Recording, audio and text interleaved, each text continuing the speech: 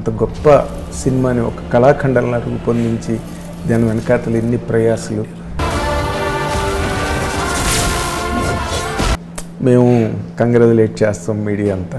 Cinema మాత్రం మామూలు experience చాలా బాగుంది. The next biggest thing in Tollywood అబ్బా. ఇలాంటి action blocks are the biggest high అన్నమాట. Visually really good. అది చాలా చాలా బాగుంది. Mirai is a good cinema. There are moments for you to whistle, for you to give high like every 5 to 10 minutes. Cinema ఒక మంచి high వచ్చి ఊపుతోటి ప్రేక్షకుడు బయటకు వస్తాడు. అదే మీరు ఎక్కడ ఇంత పెద్ద హిట్ వచ్చినట్టుగా కనిపించట్లేదు. అసలు మీలోని ఆ బిల్డప్ ఆ హవా ఒక రకంగా ఉంది సార్, బాగుంది ఇది. సినిమా మేకింగ్లో అంటే ఒక రిస్క్ కనిపిస్తూ సినిమాలో చాలా బ్లాక్స్ ఎలా తీయాలి, ఈ రిసోర్సెస్లో ఎలా అకంప్లిష్ చేయాలి అనే దానివల్ల అండ్ అది ప్రతిదీ ఒక యుద్ధంలాగా బాగా టైం పట్టింది.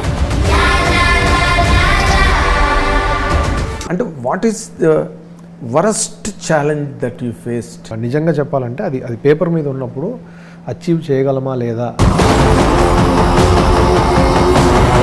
చిన్న చాలా రోజులు భయంగా అనిపించేది. ఇప్పుడు ఆ బర్డ్ ఉంది సార్, ఆ బర్డ్ ఎలా తీయాలి, ఎలా చేయాలి. విఎఫ్ఎక్స్ అంతా ఒక మాఫియా అండి అన్నట్టుగా మాట్లాడారు. తేజ సజ్జా అనే ఒక యంగెస్ట్ హీరో ఇది మ్యాచ్ చేయగలుగుతాడు నమ్మకం మీకు ఎలా కలిగిందండి? That is the finest part of that. అహం రణసిద్ధం జైత్రయ.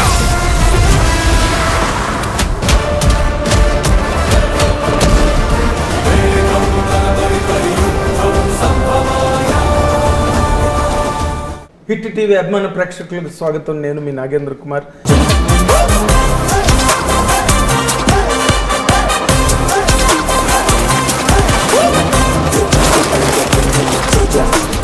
ఇటీవలే రిలీజ్ అయ్యి మొత్తం విజయదుందుబులు మ్రోగించి ప్రపంచవ్యాప్తంగా మంచి ఘన విజయాలని సాధించిన మిరాయి చిత్రానికి సంబంధించి ఆ సినిమా దర్శకుడు కార్తీక్ ఘట్టమనేని ఇప్పుడు మనతో పాటు ఉన్నారు. ఇంత గొప్ప సినిమాని ఒక కళాఖండంలా రూపొందించి దాని వెనకాతలు ఎన్ని ప్రయాసాలు, ఎన్ని నిద్రలో లేని రాత్రులు, ఎంత తాపత్రయం, ఇవన్నీ కలగలిపి ఈ రోజున వాటన్నిటికీ ఒక గొప్ప మ్యారథాన్ రిజల్ట్ వచ్చింది. దానికి సంబంధించే కార్తీక్ని అడిగి ఆ వివరాలు తెలుసుకుందాం. వెల్కమ్.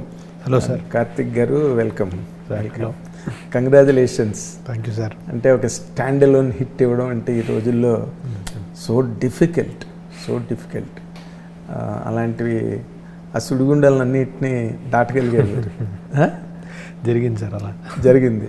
వాట్ ఈజ్ యువర్ అంటే మీ తాలూకా పర్సనల్ ఎక్స్పీరియన్స్గా చెప్పాలి. ఓకే, హిట్ సినిమా మీకు బోల్డ్ ఫోన్లు వస్తాయి, మేము కంగ్రాచులేట్ చేస్తాం మీడియా అంతా, that's all okay. Me personal experience ఏంటండి ఈ సినిమాలోని? అంటే కథ డిరైవ్ చేయడంలో కానీ, లేకపోతే దాన్ని స్క్రీన్ మీదకి ఎక్కించడం, మళ్ళీ అన్ని ఫైనల్ ఎడిట్స్ చూసుకోవడం. Your alone? సార్ ఇల్లే సార్, ఒక పెద్ద టీం ఉంది సార్ నాతో పాటు ఈ ప్రాసెస్లో.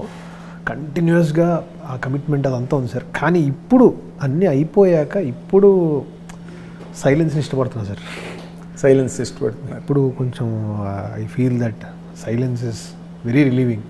అదే మీరు ఎక్కడ ఇంత పెద్ద హిట్ వచ్చినట్టుగా కనిపించట్లేదు. అసలు మీలోని ఆ బిల్డప్, ఆ హవా, జోష్ ఎక్కడ? మామూలుగా నేను చాలా హ్యాపీగా ఉన్నాను, చాలా రిలీవ్డ్గా ఉన్నాను.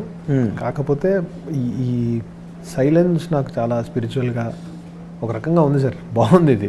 అవునా? ఇది ఒక కొత్త ఎక్స్పీరియన్స్ నాకు. అంటే నార్మల్గా మీ కైండ్ ఆఫ్ ఆ స్టేట్ ఆఫ్ మైండ్ ఎప్పుడు వస్తుందంటే ఒక పెద్ద యుద్ధం జరిగిన తర్వాత, లైక్ మీరు రిఫర్ చేసిన అశోకుడు కళింగ యుద్ధం తర్వాత ఆయన సంఘం శరణం గచ్చామి, బుద్ధం శరణం గచ్చామని కంప్లీట్గా పీస్ఫుల్ ప్యాత్లోకి వెళ్ళిపోయాడు లైఫ్లో, ప్రశాంతత.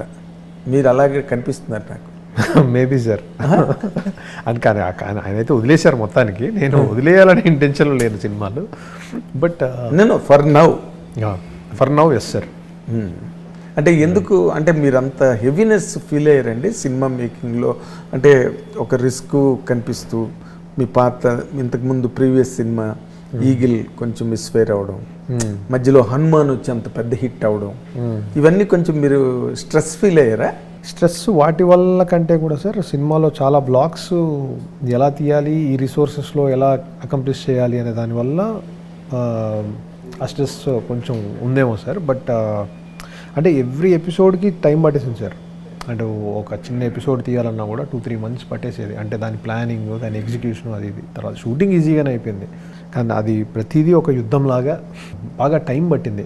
సో అన్నీ అయిపోయాక ఇప్పుడు ఫైనల్గా ఇక్కడికి వచ్చేసరికి అది ప్రశాంతంగా ఒక రకంగా ఉంది.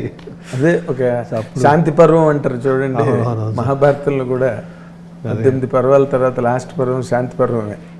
అలాగే ఉంది సార్. అంతేనా? అంతే సార్. అంటే what is the worst challenge that you faced and the best challenge that you have taken up ఈ సినిమా గురించి చెప్పాలంటే? వర్స్ట్ బెస్ట్ రెండు ఒకటే సార్. ఏంటది? రెండు ఏంటంటే మనకు కంఫర్ట్ జోన్ దాటి వెళ్ళిపోవడమే. చాలా సీక్వెన్స్లు ఇందులో నిజంగా చెప్పాలంటే అది పేపర్ మీద ఉన్నప్పుడు అచీవ్ చేయగలమా లేదా అంటే కాన్ఫిడెన్స్ నాకు లేదు. బట్ చేద్దాము అని ముందుకు వెళ్ళిపోవడంలో అది వర్కౌట్ అయింది సార్. అంటే ఏదో నిజంగానే యూనివర్స్ సాయం చేసినట్టు అలా ఈ సినిమాకి వర్కౌట్ అయింది. సో ఎందుకు వర్స్ట్ అన్నానంటే రిసోర్స్ లేదు, ఉండదు అనే ఒక భయం వల్ల చాలా రోజులు భయంగా అనిపించేది. దిగేసి కంప్లీట్ చేసిన తర్వాత ఇంతే కదా ఛాలెంజ్ అంటే అని అనిపించేది. సో అందుకని రెండు ఒకటే సార్ ఈ సినిమాకి. రిసోర్సులు లేవని ఎందుకు అనుకున్నారు? అంటే రిసోర్స్లు ఉన్నాయి సార్. అంటే అట్లా నేను వేల కోట్లు పెట్టలేము కదా సార్. ఆల్రెడీ ఒక ఎక్స్ అమౌంట్ దాటి పెడుతున్నారు ప్రొడ్యూసర్స్ కూడా ఈ సినిమాకి.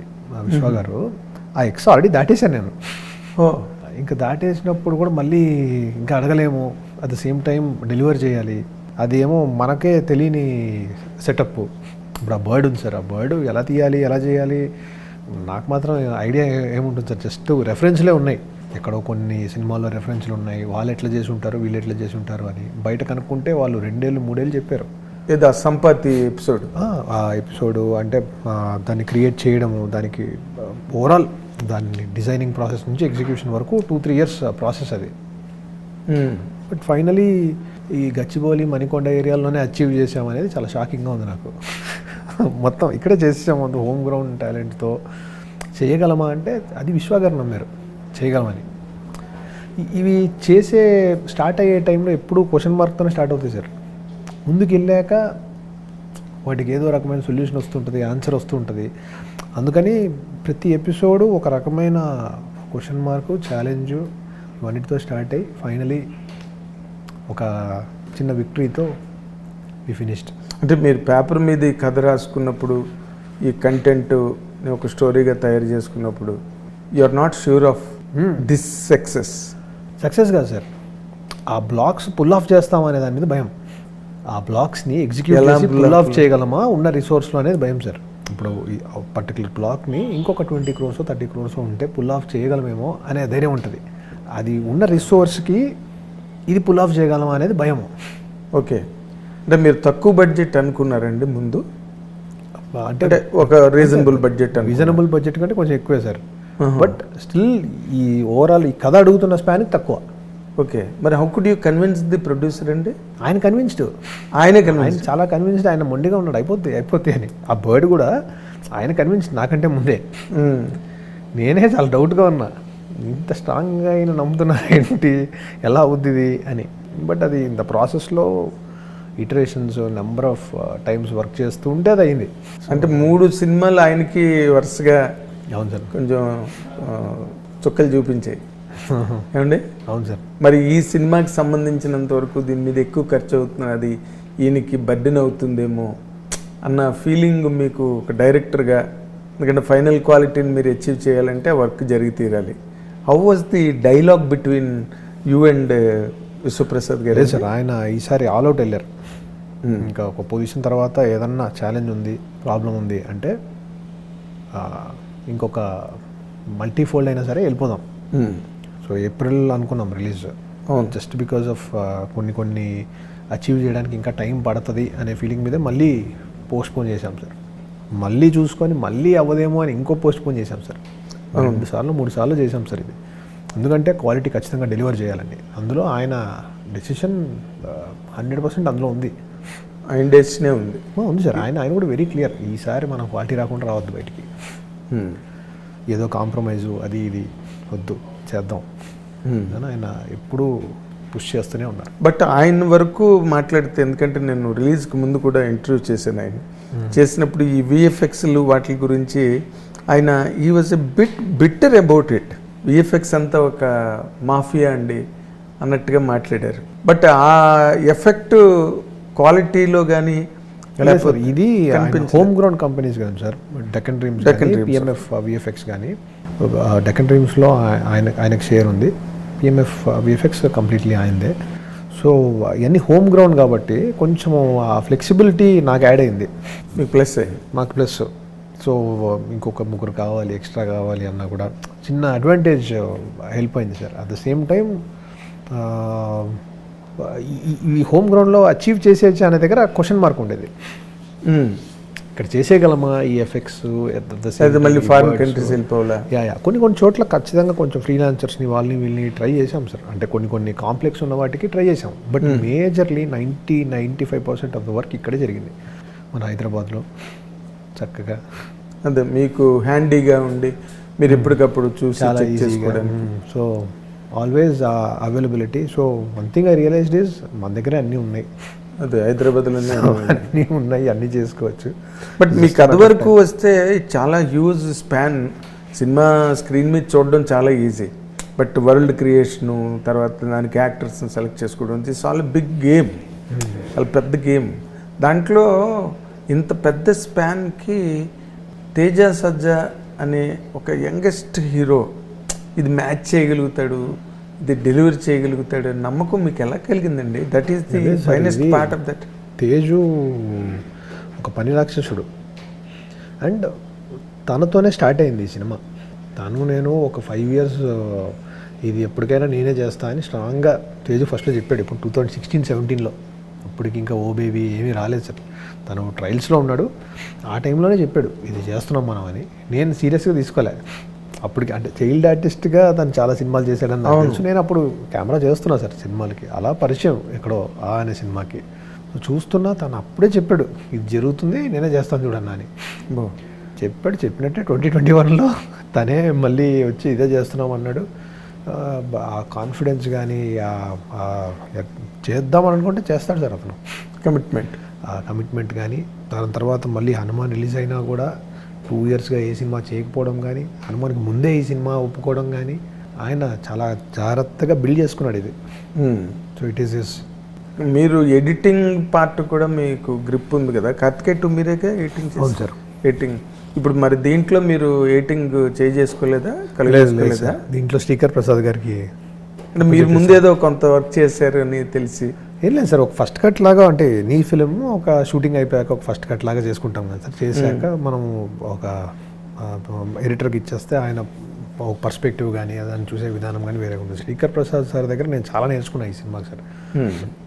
ఆయన దగ్గరికి వెళ్ళాక ఏం తెలియకుండా ఎలా చేసాం సినిమా అనే డౌట్లు కూడా వచ్చాయి నాకు. 2 సినిమాలు ఎలా చేసాం మనం ఎడిటింగ్ అని కూడా. But great story teller sir. Editing అంటే స్టోరీ టెల్లింగే అని మళ్ళీ ఇంకోసారి తెలుసుకొని వచ్చాను సార్. ఏదో ఎఫెక్ట్ వేసేయడమో ఏదో అట్లా కలిపేయడమో కాదు, కథ మళ్ళీ ఎలా చెప్పాలి, ఎంత ఈజీగా చెప్పాలి, ఎవరికి చెప్తున్నాం, ఎందుకు చెప్తున్నాం, ఈ క్లారిటీలు ఎక్కడ మిస్ అవ్వకుండా చెప్పడమే వెరీ ఇంపార్టెంట్ అని మళ్ళీ ఇంకోసారి తెలుసుకొని వచ్చాను. What is the best thing మీరు ఆయన దగ్గర నుంచి దొంగిలించింది? Pace sir.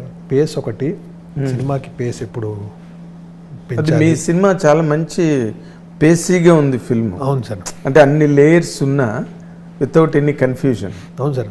పేస్ ఎప్పుడు ఉంచాలి, ఎప్పుడు పేస్ని హోల్డ్ చేయాలి, ఎక్కడ మ్యూజికల్ స్పేసెస్ ఇవ్వాలి, ఇలాంటివి ఆయనకంటూ ఒక పర్ఫెక్ట్గా ఒక, అంటే అఫ్కోర్స్ ఆయన ఎక్స్పీరియన్స్, ఆయన ఫిల్మోగ్రఫీ అవన్నీ చూశాక ఇంకా అసలు డిస్కషన్ అనవసరం. But normally also he is very very good and he has a great eye about details like this. ఈ సినిమాని క్రియేట్ చేసేటప్పుడు స్క్రీన్ వెర్షన్ దాంట్లో ఏదైనా హాలీవుడ్ ఫిల్మ్ తాలూకు ఇన్స్పిరేషన్ మీ మీద ఉన్నదండి? ఎందుకంటే ఈ కైండ్ ఆఫ్ ఫిల్మ్స్ మన వాళ్ళు ఇప్పుడు స్టార్ట్ చేశారు, వాళ్ళు ఎప్పటి నుంచో చేస్తున్నారు. ఈటీలు గీటీలు ఎప్పటి నుంచి స్టార్ట్ అయినాయి, ఎలియన్స్ అవన్నీ వాళ్ళ వర్క్లు, అంటే ఈ కైండ్ ఆఫ్ వరల్డ్ క్రియేషన్స్ అన్నది వాళ్ళు ఎప్పటి నుంచి స్టార్ట్ చేశారు. అదే సార్, అంటే ఈ ఇమేజెస్ అనేవి కంప్లీట్లీ మనము ఏదో ఒక ఇప్పుడు ఫర్ ఎగ్జాంపుల్ మీరు ఏదో బ్రౌజ్ చేస్తూ ఉంటారు, ఒక ఇమేజ్ చూస్తారు, మీకు ఒక ఇమేజ్ నచ్చచ్చు. ఆ ఇమేజ్ నచ్చడానికి దాంట్లో నెంబర్ ఆఫ్ రీజన్స్ ఉంటాయి సార్. అంటే ఎండ్ ఆఫ్ ద డే ఆ ఇమేజ్ ఏదో మీకు స్ట్రైకింగ్గా తగిలింది అంటే దాంట్లో ఏదో ఒక కథో, దాంట్లో ఒక ఎలిమెంటో మీకు ఎక్కడో కనెక్ట్ ఉంటుంది, తగులుతుంది సార్. అలా మనము ఒక లాస్ట్ 20 yearsగా ఈ సోషల్ మీడియా వల్ల వాటి వల్ల వీటి వల్ల రకరకాల ఇమేజెస్కి ఎక్స్పోజ్ అయిపోయాం. అవును. సో అవన్నీ ఎక్కడో సబ్కాన్షియస్గా మనలో ఉంటాయి సార్. సో ఆ సబ్కాన్షియస్లో ఎక్కడి నుంచో దాంట్లోంచి తీసిన కొన్ని ఇమేజెసే ఈ సినిమా సార్. అంటే ఈ సినిమాలో అంటే కలర్ కానీ, ఆ లుక్ కానీ, ఆ వరల్డ్ కానీ ఇలా ఉండాలి అనేది ఎక్కడెక్కడి నుంచో వచ్చింటాయి సార్. అది నాకు కూడా తెలియదు, డిగ్ చేసి చూస్తే పర్ఫెక్ట్గా ఇక్కడ నుంచి తీసుకున్నామా అని. కానీ ఎక్కడి నుంచో వచ్చింటుంది సార్, ఇన్స్పిరేషన్ లేకుండా అయితే రాదు.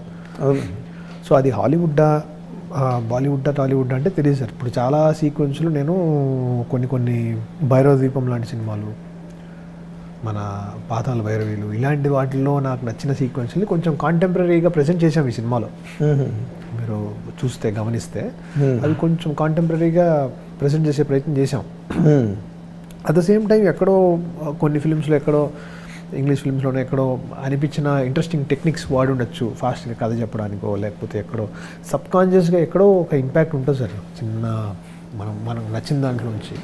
అదేలేండి, అది అనుకోకుండా డెలివరీ అవుతుంది అంతే. అంతే సార్, మేనిఫెస్టేషన్ అంతే. బట్ బేసిక్గా ఇమేజ్ని కానీ ఏ క్రాఫ్ట్నైనా సినిమాలో డ్రైవ్ చేసేది అయితే పేపరే. ఆ పేపరే దీనికి చాలా ఇయర్స్ ఆఫ్ వర్క్ ఉంది కాబట్టి ఆ పేపర్ ఎప్పుడు డ్రైవ్ చేస్తూనే ఉంది. ఈ హనుమాన్ రిలీజ్ అయిపోయింది, ఓకే. అది ట్రైలర్ రిలీజ్ కాకముందే మీరు కథ ఓకే అనుకున్నారు, you wanted to do the film. అంటే తేజకి ఎంత ఇమేజ్ వస్తుంది, లేకపోతే ఎంత పెద్ద హిట్ అవుతుంది ఎవరికి తెలియదు కదా. బట్ రిలీజ్ అయిన తర్వాత కూడా మీ వర్క్ ఇంకా జరుగుతున్నది. ఈవెన్ ఆఫ్టర్ ఫిల్మ్ రిలీజ్డ్ అంత పెద్ద సక్సెస్, అవి ఏమైనా ఇంపాక్ట్ చేసేయండి? మీ మార్పులు చేర్పులు ఏమైనా జరిగాయా, లేకపోతే మొదటి నుంచి మీరు ఏదనుకున్నారో అదే చేశారా? ఏమనుకున్నామో అదే చేసాం సార్. ఒకటే ఏంటంటే ఇంకొంచెము లిబర్టీ వచ్చింది బడ్జెట్స్లో, ఇంకొంచెం పుష్ వచ్చింది. ఆబ్వియస్లీ అది బాగా చేసింది కాబట్టి ఇంకొంచెం బడ్జెట్స్ పెరిగాయి. రెండోది అది పిల్లలకి చాలా విపరీతంగా కనెక్ట్ అయింది సార్ ఆ సినిమా హనుమాన్. సో ఈ సినిమా చేసేటప్పుడు ప్రతి సీన్లో ఎక్కడన్నా కొంచెం వల్గారిటీ కానీ, ఎక్కడన్నా ఓవర్ వైలెన్స్ కానీ అలాంటివి ఉన్నవి మళ్ళీ ఇంకొంచెం చెక్ చేసుకొని అందరూ చూసేలాగా చేసాం. ఓహో, అంటే ఆ డిఫరెన్స్ ఉంది. ముందున్న దాంట్లో ఇంకొంచెం ఎక్కువ వైలెన్స్ ఉంటాయి. సో మోర్ వైలెంట్, మోర్ కొంచెం అక్కడక్కడ. ఇప్పుడు మీరు సినిమా చూస్తే ఒక స్మోకింగ్ షాట్ కూడా లేదు. అవును. సో అలా అంటే we made it more clean. ఒక ఎపిక్ లాగా ఉంది అంతే తప్పితే అదే సార్, దానిలో ఎక్కడ ఒక పాయింట్ కూడా అబ్సినిటీ క్లీన్గా తీసుకెళ్ళాము. అప్పుడు కొంచెం ముందు ఇంకొంచెం వైలెన్స్, కొంచెం అక్కడక్కడ డార్కర్ థీమ్స్ అవి ఇవి ఉండేవి. ఇప్పుడు మోర్ ప్లెజెంట్, శాంక్టిటీ పట్టుకొచ్చి అందరూ చూసే వాళ్ళలాగా, అందరూ చూసే సినిమా లాగా చేస్తాం సార్. అవును. బట్ స్టిల్ ఇంకా దాని మీద ఒక పాపులర్ కామెంట్ ఉన్నది, ఈవెన్ రివ్యూస్లో కూడా అక్కడ వచ్చేది ఏంటంటే, ఈ మీ కిషోర్ తిరుమల వాళ్ళ ఎపిసోడ్స్ అవన్నీ కూడా స్టోరీ లైన్ని ఇంటరప్ట్ చేస్తూ, అవి లేకపోయినా it does not make any difference ఫిల్మ్కి. ఎందుకంటే main run of the story on screen was really so captivating, మంచి క్యాప్చరింగ్ ఉంది కదా, మధ్యలో ఇవి అవసరమా అనే ఒక పాపులర్ కామెంట్ కూడా ఉందండి దాని మీద. దానికి మీరు ఎట్లా అదే సార్, కొన్నిసార్లు కమెంట్స్ ఏమవుతూ ఉంటాయంటే, కొందరు కమెంట్ చేయడం వల్ల అది చిన్న గోట్ మెంటాలిటీ లాగా ఎక్కువగా అందరూ బిలీవ్ చేయడంలాగా వస్తుంది. ఇప్పుడు అది తీసేసి చూస్తే సినిమాలో రిలీఫ్ లేదు సార్. దానికి ఆ ఎపిసోడ్స్కి కనెక్ట్ అయ్యి థియేటర్లో నవ్వుతున్న వాళ్ళు ఉన్నారు. అవును. ఇప్పుడు నాకు సినిమాలో సీన్ గారు ఓపెనింగ్లో గెటప్ సీన్ గారు చేసిన చిన్న చిన్న డార్క్ ఫన్ కానీ అవన్నీ కూడా సినిమాకి యాడ్ అయ్యి ఒక చిన్న ఆ సినిమాని ఒక ఇంకా పిల్లలు అందరూ చూడగలుగుతున్నారంటే అక్కడక్కడ చిన్న రిలీఫ్లు అవి లేకపోతే సీరియస్ ఫిలిం లాగా ఒక స్పేస్లో ఉంటుంది సార్ అది. సో సో వీళ్ళు బ్యాలెన్స్ చేశారు కాబట్టి ఈరోజు సినిమా చూడగలుగుతారు. అంటే మీరు ఆ బిట్లు కూడా ఏమి మరి బీసీ సెంటర్స్లోకి వెళ్ళే అంత కొంచెం బాగా సటిల్గా ఉన్నాయి అవి. అంతే సార్. కొంచెం చదువుకున్న వాళ్ళకి తప్పితే జోకులు అర్థం కావు. కిషోర్ తిరుమల అంటే నాకు ఏంటంటే కొంచెం సెలక్షనము గోవిందా గోవిందా ఇలాంటి సినిమాలు ఉంటాయి కానీ సార్. అన్నట్టు గోవింద గోవింద అంటే మీ రామ్ గోపాల్ వర్మ గారు లాంటి ఆయన కూడా మీ సినిమాని ఎంతో మెచ్చుకుని అదే సార్ పోస్ట్ చేయడం, అసలు మీరు ఎట్లా రియాక్ట్ అయ్యారు? ఆయన సినిమాలో నాకు ఇలాంటి ఆయన సినిమాలు ఉంటాయి కదా సార్, ఈ గోవిందా గోవిందా సెలక్షనం వీటి నేను చిన్నప్పుడు చాలా ఎగ్జైటెడ్గా చూసేవాడిని ఆ సినిమాని. ఆ హ్యూమర్ని ఆయన ట్రీట్ చేసే విధానం చాలా ఇంట్రెస్టింగ్గా అనిపించేది నాకు. నేను personally I'm huge fan of ఆయన టైప్ ఆఫ్ కామెడీకి. ఆ నెల్లూరు పెద్దారెడ్డి కానీ ఒక టైప్ ఆఫ్ ఫన్ సార్. అది హరీష్ రావుల్ క్యారెక్టర్ అది ఆ చిన్న డార్క్ హ్యూమర్ ఉంటుంది కానీ సార్, అదే పెట్టాం దీంట్లో. అంటే లౌడ్గా కావాలని ఫన్ చేస్తున్నట్టు కాకుండా కొంచెం దాన్ని కమర్షియలైజ్ చేసేటప్పుడు ఈ కెప్ట్ ఇట్ అస్ సటిల్గా డార్క్ ఫన్ లాగా అలా పెట్టాము. మాట్లాడారా రామ్ గోపాల్ వర్మ గారితో? మీరు మాట్లాడలేదు సార్, కలవాలి. చాలా మంచి గొప్ప కామెంట్లు పెట్టారు. అవును సార్, నేను కలవాలి ఆయన్ని. Is definitely one of those film makers. నాకు హ్యూజ్ ఇన్ఫ్లుయెన్స్ ఉంది sir. No he is the one who has completely turned the events in Telugu cinema. ఎక్కడ తెలుగే కాదు సార్, అక్కడ కూడా హిందీలో కూడా rightly said, rightly influence lot of people. Must be proud of him అంతే సార్. ఇప్పుడు మీరు ఈ సినిమాకి సంబంధించినంత వరకు ఏఐ సపోర్ట్ ఏమైనా తీసుకున్నారండి? కంప్లీట్గా సీజీ వర్క్? ఏఐ అనేది సీజీలో ఫుల్గా ఏఐ సపోర్ట్ ఏం లేదు సార్, బట్ ఏఐ అనేది సెకండరీ హెల్ప్ లాగా వర్క్ చేసింది సార్ సినిమాకి. అంటే ఎక్కడో స్టోరీ బోర్డింగ్ చేయడంలోనో, పలానా క్యారెక్టర్ ఈ కాస్ట్యూమ్లో ఇలా ఉన్నారు కదా, ఈ కాస్ట్యూమ్లో ఉంటే ఎలా ఉంటుంది అని చెక్ చేసుకోవడానికో ఇలా కొంచెం ఈజీ అయిపోయింది. ముందు స్కెచ్ చేసేవాళ్ళం, అది స్కెచ్. అవును, ముందు స్కెచ్ చేసేవాళ్ళం. ఇప్పుడు స్కెచ్ బదులు వాళ్ళ రియల్ ఫేస్తోనే చూసేవాళ్ళం. అవును. సో ఇప్పుడు రియల్ ఫేస్తో చూసి ఇప్పుడు ప్రాపర్గా చూసి ఇది బాగుంది, వర్కౌట్ అవుతున్నట్టుంది అని. దీనివల్ల కొంచెం ఖర్చు తగ్గే అవకాశం కూడా కొంచెం ఉంది సార్.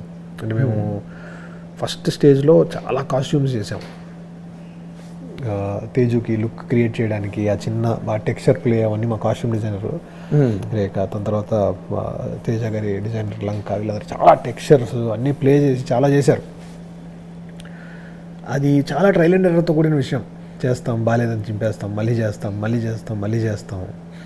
కొంచెం ఏఐ వాడినప్పుడు results were faster and to the point ఉంటాయి కదా, కళ్ళకి ఎదురుగుండా కనిపిస్తుంది. ఏదో బాగుంది, ఇది ఇక్కడ ట్రై చేద్దాం అని అట్లా. అందుకు బాగా హెల్ప్ అవుతుంది అని అనిపించింది sir as of now. But ఫ్యూచర్లో ఇంక దేనికి అది హెల్ప్ అవుతుంది అనేది మనం చెప్పలేం, ప్రిడిక్ట్ కూడా చేయలేం sir. It will be taking over lot of things.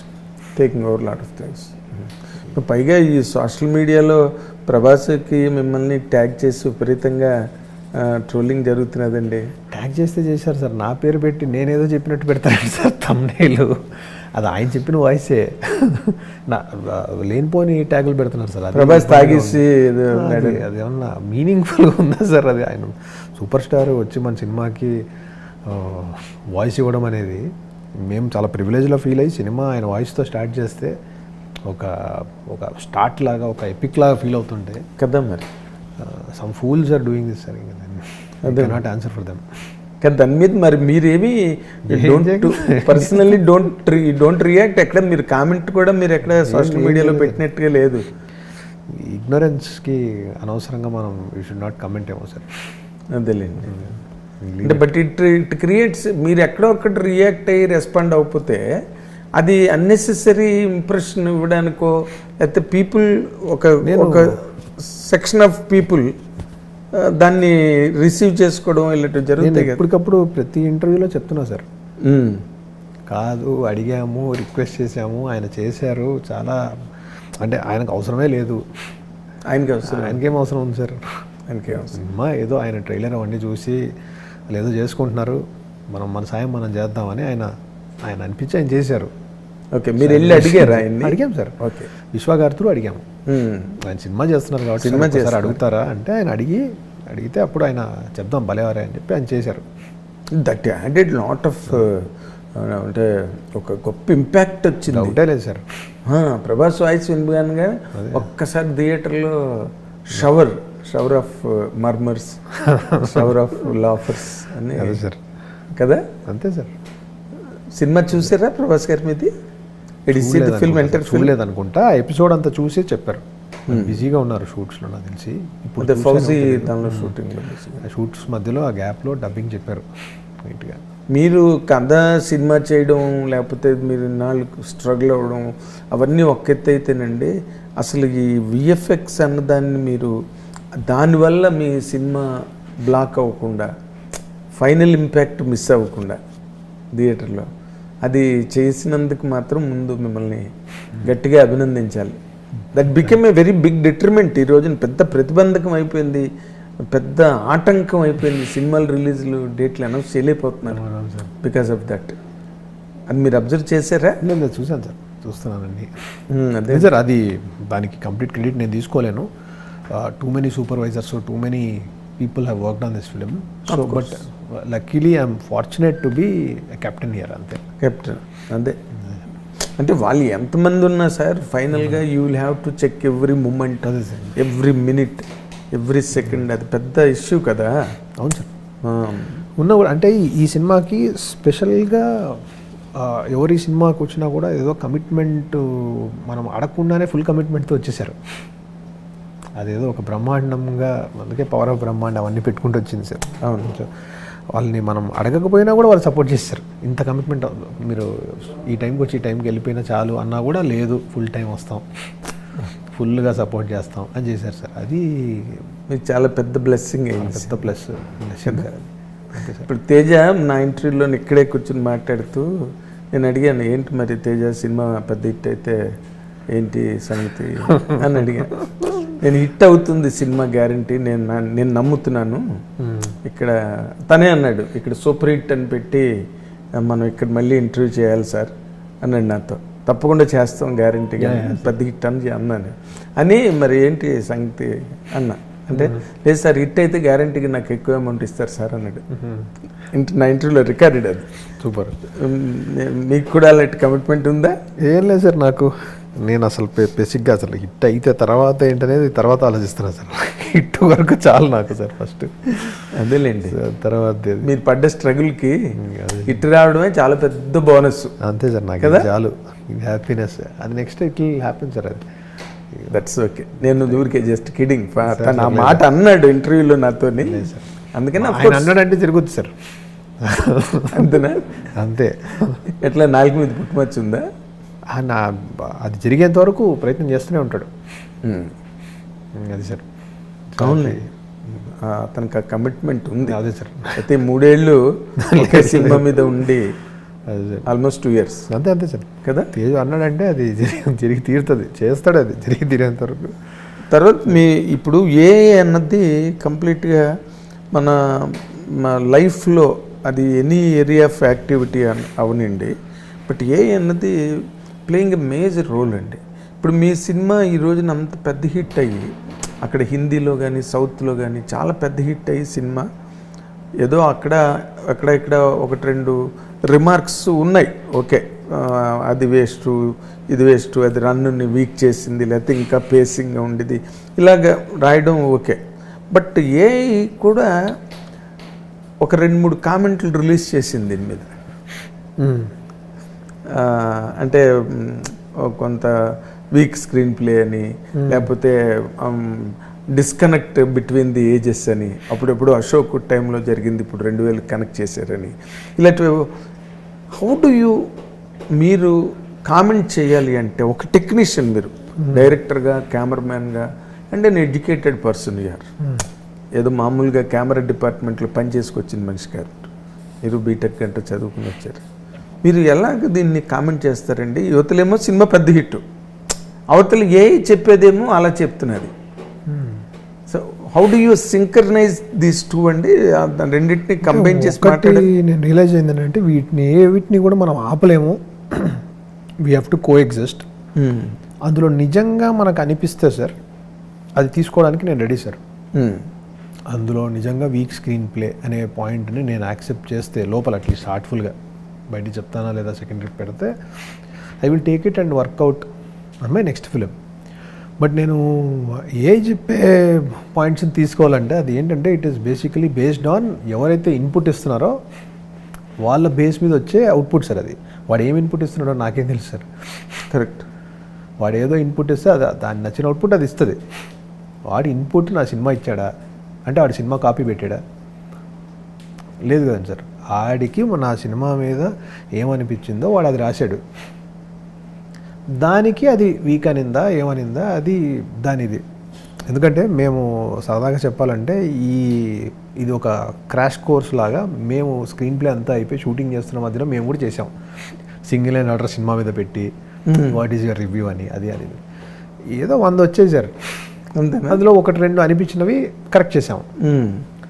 But అన్నీ చేసుకుందాము అని అంటే it is very machine sir. అవన్నీ చేసినా కూడా మీకు ఇంకోటి ఏదో అనిపిస్తుంది, ఇంకోటి ఏదో అనిపిస్తుంది. So as an artist it is very important to express your heart. For me my heart is saying that ఈ సినిమా అశోకుడి యుగంలో స్టార్ట్ అయిన ఒక ప్రాబ్లం, దానికి ఆన్సర్ త్రేతాయుగంలో రాముడి యుగంలో ఉంది.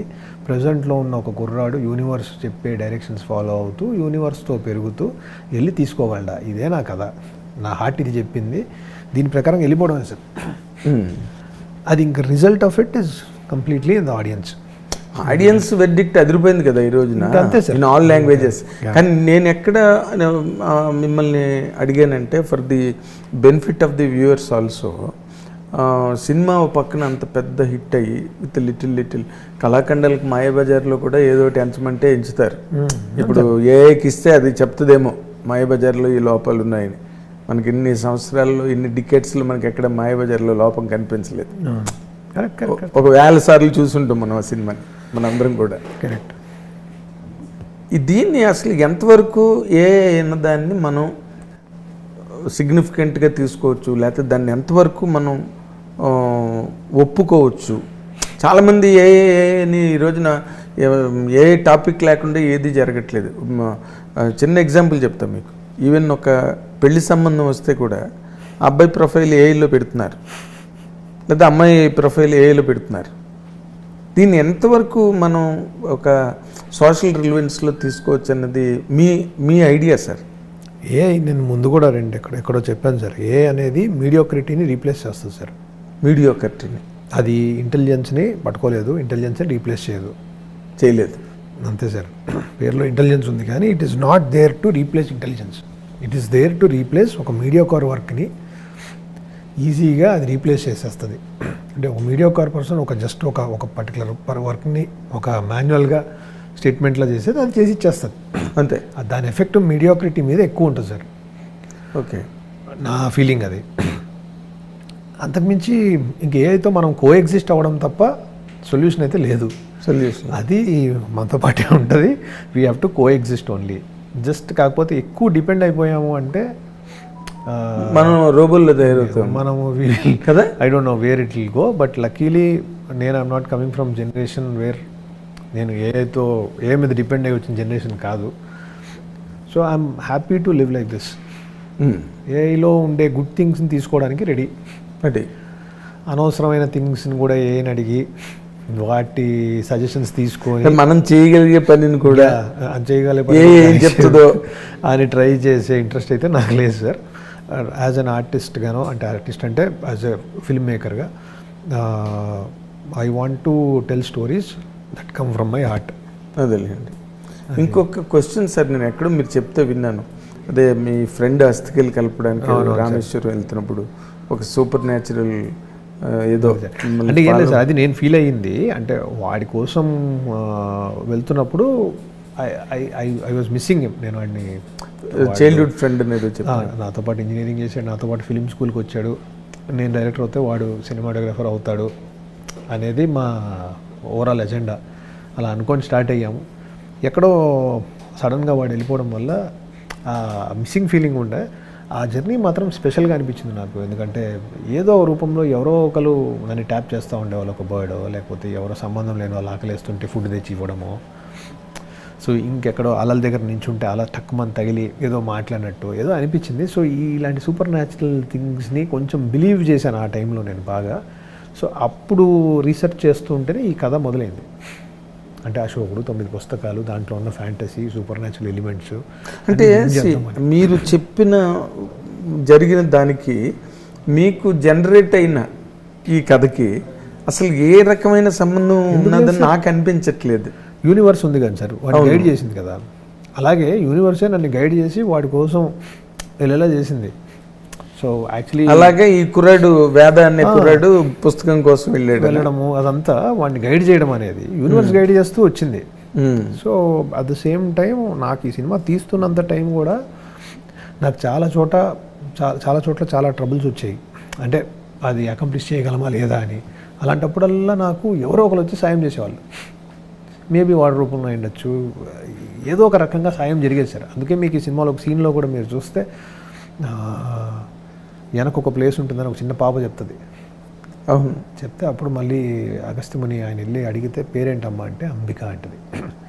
ఇవన్నీ ఇందులోంచి అనిపించి వచ్చినవి మెల్లమెల్లగా కలుపుకొని ఒక్కొక్కటి యాడ్ అయ్యి వచ్చినవి సార్. ఏదో సంథింగ్ హ్యాపెండ్, దాన్ని డిఫైన్ చేయలేము సార్, డిఫైన్ చేయలేకపోతున్నాను కానీ ఏదో వాడి బలం ఉంది ఏదో రూపంలో ఈ సినిమాకి అని, అందుకే వాడికి ట్రిబ్యూట్ వేసాం. అవును, చూశాను. సో కథకి స్టార్టే సార్, వాడు కథ అంతా తను రాశాడు అని చెప్పట్లేదు, బట్ అంటే ఎక్కడో ఒక సోల్కి ఇన్స్టిగేషన్ ఫోర్స్. గుడ్. ఇప్పుడు టు కన్క్లూడ్ దిస్ సెషన్, ఏంటి మిరాయి 2 అన్న దాని మీద చాలా పెద్ద చర్చ జరుగుతుంది. ఈజ్ దేర్ అంటే ఇవాళ రేపు ట్రెండ్ అయిపోయింది అనుకోండి పెద్దానికి పార్ట్ 2 అని, ఆ ఫ్రీ ఎండింగ్ ఇవ్వడం కానీ, ఆ ఫ్రీ ఎండింగ్ ఏదో ఉన్నది మీ దానిలో. But is it really feasible అండి మిరాయి 2 రాయచ్చా? రాయొచ్చు సార్. ఎందుకు రాయొచ్చు అంటున్నామంటే ఈ కథలో చాలా డీటెయిల్స్ని ఒక 3 గంటల్లో చెప్పలేకపోయాం. అవునా? చాలా డీటెయిల్స్ అంటే అసలు మిరాయి అసలు అక్కడ ఎవరు పెట్టారు, ఎలా పెట్టారు, అలాగే అసలు ఈ క్యారెక్టర్కి ఫాదర్ ఎవరు, చాలా థింగ్స్ ఉన్నాయి సార్. అంటే డ్రామా లోపల ఉన్నాయి, అవన్నీ మనం రాసుకున్నవే ఉన్నాయి, కానీ అవన్నీ మీరు అటు సైడ్కి తీసుకెళ్ళలేదు ఆడియన్స్ని, మైండ్ని ఇటువైపే తీసుకొచ్చాం. అవన్నిటిని చెప్పాలి అని అనిపించింది. అట్ ద సేమ్ టైం పుస్తకాల్లో ఇంకా ఏమేమి పవర్స్ ఉన్నాయి, అసలు చాలా పవర్స్ ఉన్నాయి. 4 పుస్తకాలే మేము మాట్లాడాం, మిగతా 5 పుస్తకాల్లో ఏమేమి ఉన్నాయి, వాటి వెనకలు ఉన్న ప్రపంచం ఏంటి, అది ఎలా ఉంటుంది, అవన్నీ కూడా రాసాం సార్. కానీ అవి తీయాలంటే దానికి కావాల్సిన స్కేలు, మ్యాజిక్ అంతా వేరు. అందులో 4 చూస్ చేసుకొని 4 మాత్రం ఈ సినిమాలో చెప్పాం. ఇప్పుడు అవి ఒక్కోటి ఎక్స్ప్లోర్ చేద్దాము అనే ఐడియా ఉంది సార్. సో దాని రిసోర్సెస్ ఏంటి, ఈసారి ఛాలెంజెస్ ఏంటి, ఈసారి కమిట్మెంట్స్ ఏంటి, అందరివి ఎంతెంత టైం పడుతుంది, ఇవన్నీ అనలైజ్ చేసుకొని అప్పుడు కానీ దిగలేం సార్. అవునులేండి. సో కాకపోతే విశ్వప్రసాద్ గారి దగ్గర ఉన్న గొప్ప మ్యాగ్నెటిక్ పాయింట్ ఏంటంటే ఆయన ఇన్ని డిసప్పాయింట్మెంట్స్ తర్వాత కూడా మిమ్మల్ని ఎక్కడ డిస్కరేజ్ చేయకుండా, కొంచెం ఎక్కువ అవుతున్నదన్నా కూడా పర్లేదు గో హెడ్ అని చెప్పి, కష్టం కదా అలాగా. ఆయన రెడీ సార్ ఇప్పుడు కూడా. అదే అన్నాను, ఇప్పుడు ఇంకెంత పెద్ద బ్లాక్ బస్టర్ వచ్చిన తర్వాత ఏముంది ఆయనకి, జస్ట్ కేక్ రెడీ ఆయన. అదే సార్, కేక్ వాక్. అదే sir. How long will you take more now as a director? ఎంత గ్యాప్ ఇవ్వబోదు? ఎందుకంటే ఆల్మోస్ట్ 3 years. అంతే సార్, 3 years. బట్ స్టార్ట్ చేసినప్పుడు 1 yearలో అయిపోద్దని అనుకున్నాము. ఎలా అనుకున్నారు కార్తిక్? అదే సార్, అంటే తెలియదు. ఇప్పుడు ఒక ప్లేస్ నుంచి ఇంకో ప్లేస్కి వెళ్తాము, ఇక్కడ లాక్ అయిపోద్ది అనుకుంటాం, లాక్ అవ్వదు.